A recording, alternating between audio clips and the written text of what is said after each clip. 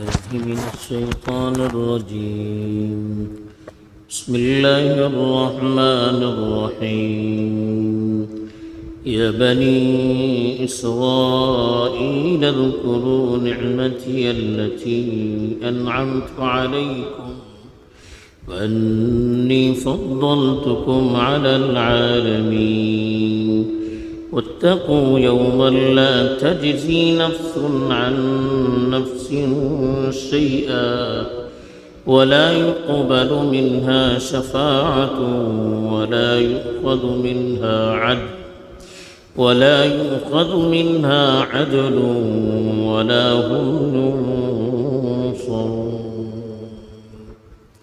الحمد لله رب العالمين والعاقبة للمتقين، والصلاة والسلام على سيد الأنبياء والمرسلين خاتم النبيين محمد وعلى آله وصحبه أجمعين. أما بعد. اس سے پہلے جو رکوع شروع کیا گیا تھا بنی اسرائیل سے، اس میں بتایا گیا تھا کہ بنی اسرائیل چونکہ کتابوں والی قوم تھی، انبیاء کا ایک تسلسل ان میں رہا تھا، اس لیے خاص طور پر ان کو خطاب کر کے اللہ نے ان پر جو نعمتیں کی ہیں ان نعمتوں کو یاد دلا کر انہیں احساس دلایا جا رہا ہے کہ تم کتنی معزز قوم ہو، کتنے بڑے بڑے انبیاء تمہارے درمیان آتے رہے، کتنی بڑی بڑی اللہ کی نعمتیں تم پر ہوتی رہی. تو اس نبی کی پیروی کا، اس کی دعوت کو قبول کرنے کا، اس کے لیے قربانیاں دینے کا سب سے بڑا حق آپ کا ہے. اس لیے مزید بنی اسرائیل کو اللہ تعالیٰ اپنی نعمتیں یاد دلا کر اسی مقصد کی طرف متوجہ کر رہے ہیں. چنانچہ ارشاد ہے، یا بنی اسرائیل،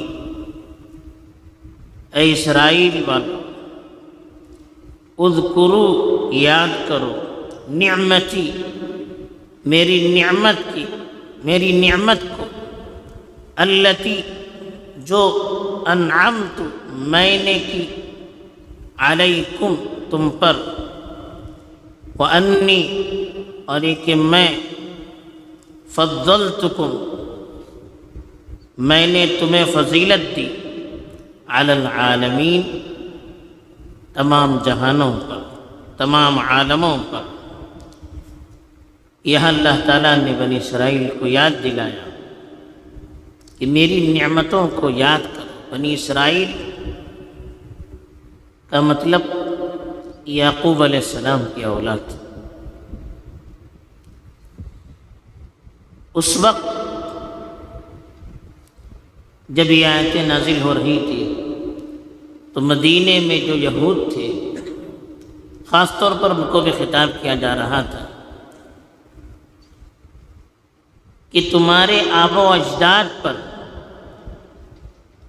تمہارے پچھلے لوگوں پر میں نے جو انعامات کیے ہیں اس کو یاد کرو.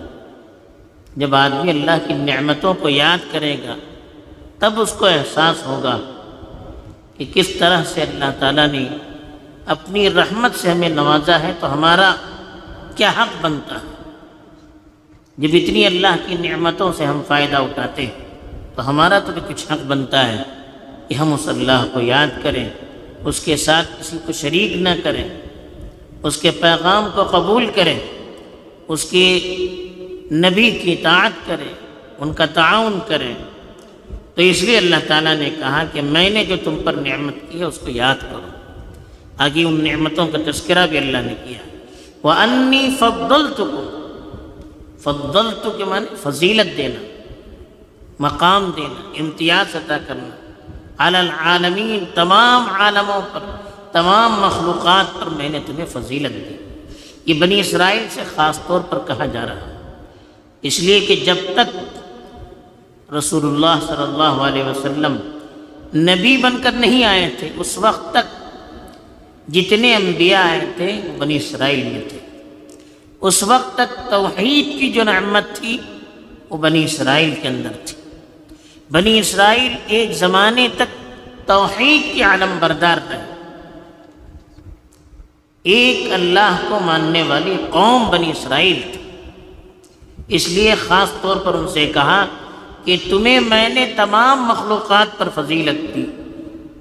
ظاہر بات ہے کہ جو قوم توحید کی حامل ہوتی ہے، توحید پرست ہوتی ہے، وہ قوم تمام مخلوقات سے برتر ہوتی ہے اور بہتر ہوتی ہے۔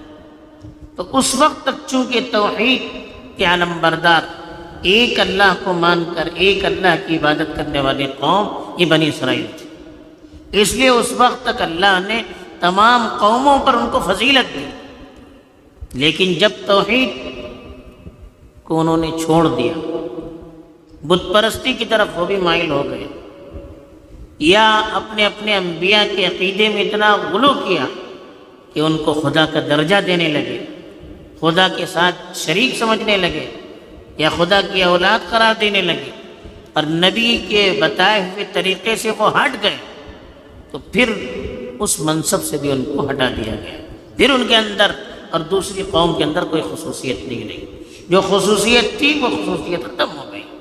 اس کے بعد چونکہ اللہ کے نبی صلی اللہ علیہ وسلم نبی بن کر آئے اور آپ کے ذریعے سے امت محمدیہ کو توحید کا پیغام مل گیا اور امت محمدیہ توحید کی حامل ہو گئی، رسول اللہ کی دعوت کو انہوں نے قبول کیا، رسول اللہ صلی اللہ علیہ وسلم کے طریقوں پر عمل انہوں نے کیا، قرآن کے پیغام کو انہوں نے سنبھالا، تو جو امت محمدیہ کے عقیدے اور فکر کا حامل ہوگا اب وہ دنیا میں سب سے افضل ہوگا۔ اس لیے کہ توحید کی وجہ سے فضیلت، جس کے پاس توحید ہے اس کی فضیلت ہے، جس کے پاس توحید نہیں اس کی فضیلت نہیں ہے۔ تو اس لیے یہ اس وقت تک کے سلسلے میں تھا جب تک بنی اسرائیل توحید پر قائم تھی۔ کہا وَأَنِّي فَضَّلْتُكُمْ عَلَى الْعَالَمِينَ، میں نے تمام مخلوقات پر تمہیں فضیلت دی۔ اس لیے اللہ تعالیٰ کہتے ہیں تین چیزوں کو یاد دلایا گیا، وَاتَّقُوا يَوْمًا، وَاتَّقُوا، تم ڈرو، یوماً، اس دن سے، لا نہیں، تجزی، بدلہ دے گا، نفس، کوئی نفس، عن نفس، کسی نفس کو، شیئا، کسی طرح کا، ولا یقبل، اور قبول نہیں کیا جائے گا، منہا، ان سے، شفاعت، کسی قسم کی سفارش کو، ولا یؤخذ، اور نہیں لیا جائے گا، منہا، اس سے، عدل، کوئی معاوضہ، کوئی فدیہ، ولا ہم ینصرون، اور نہ ان کی مدد کی جائے گی۔ یہاں بنی اسرائیل کا عقیدہ تھا،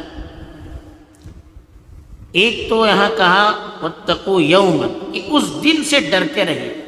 اس دن کا مطلب قیامت کا دن، حساب کتاب کا دن،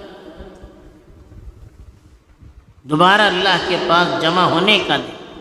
اس کا خاص طور پر تذکرہ کر کے بنی اسرائیل کو یاد دہانی کی گئی کہ جس مقصد کو بھول چکے ہیں اس مقصد کو یاد کریں۔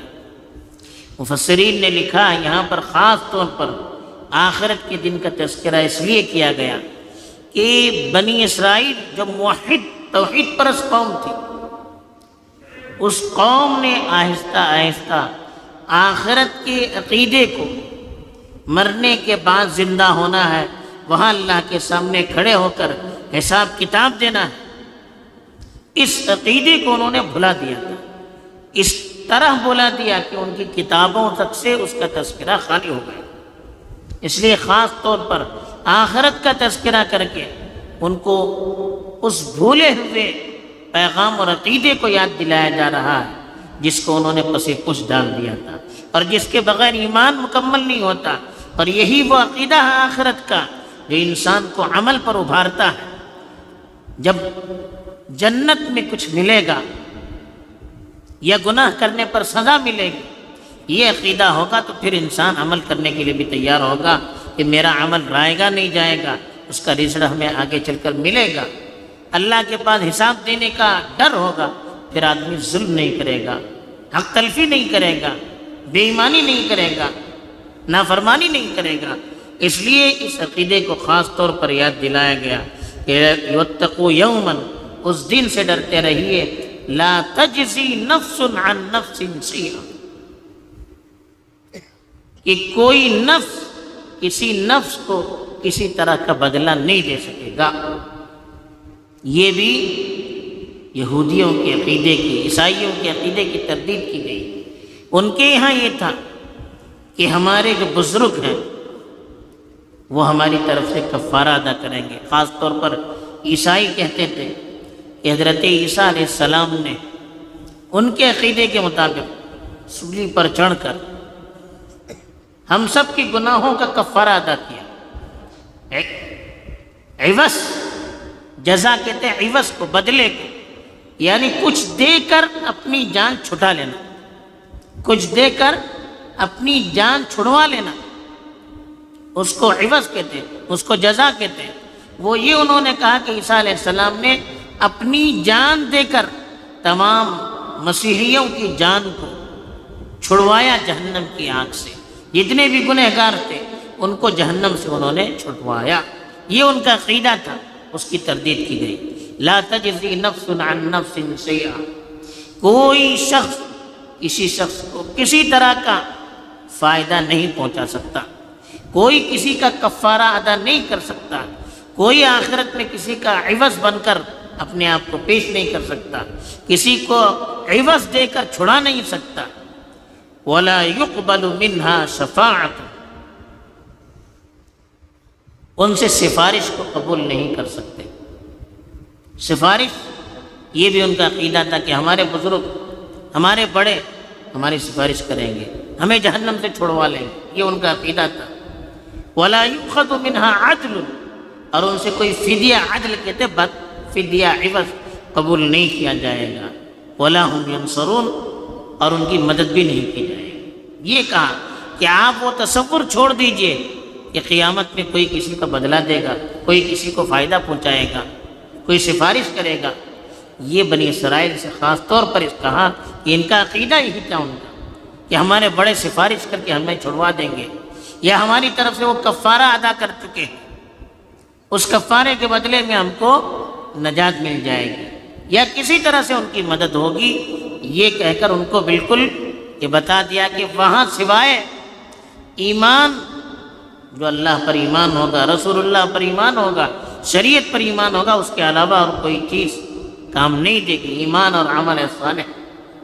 اور دوسری چیز، سفارش کا مطلب وہ لوگ جو کفر اختیار کر چکے ہیں، کفر پر جن کا انتقال ہو چکا ہے، ان کی سفارش نہیں کی جا سکے گی۔ ورنہ جو مومن ہوں گے، جن کے اعمال کے اندر کمزوریاں ہوں گی، اللہ کے حکم سے ان کی سفارش تو اہل ایمان کریں گے، نیک لوگ کریں گے، انبیاء کریں گے، وہ بھی اللہ کے حکم سے۔ لیکن جو کافر ہوگا، کفر پر جس کی موت ہوگی، اللہ کے رسول پر ایمان لائے بغیر جس کی موت ہوگی، پھر اس کی کوئی سفارش نہیں کر سکے گا۔ اللہ تعالیٰ صحیح توفیق دے، اپنے عقیدے کو صحیح کر کے اللہ کے دربار میں صحیح عمل کر کے حاضر ہونے کی ہمیں توفیق دے۔ آمین وآخر دعوانا۔